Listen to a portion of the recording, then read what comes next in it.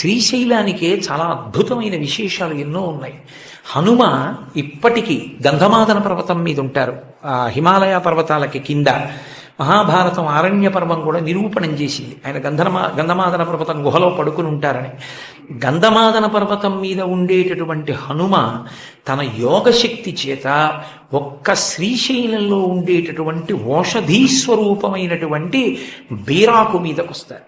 అది మామూలుగా మనం తినే బీర కాదు, విచిత్రమైనటువంటి బీరపాదులు లేస్తాయి.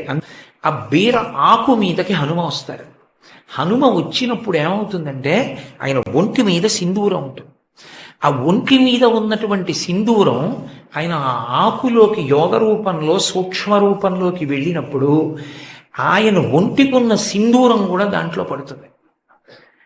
చిత్రం ఏంటంటే మీకు ఇలా ముట్టుకుంటే అంటుకోదు, కానీ లోపల హనుమ కనపడతారు, సింధూరం కనపడుతుంది.